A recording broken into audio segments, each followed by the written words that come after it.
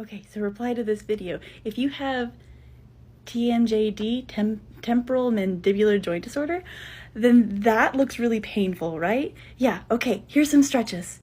I'm not a professional. I just paid for a lot of physical therapy for this exact problem. The two muscle groups we're going to be stretching is going to be right here and right here, okay? To stretch underneath the chin, you're going to turn your head to the side, lean it back, and go up.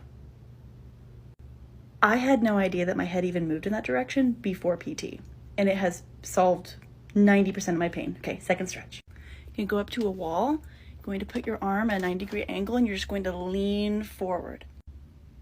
You're going to slowly raise your arm up and just lean into that stretch, opening up the chest. I really hope that helps. Feel better.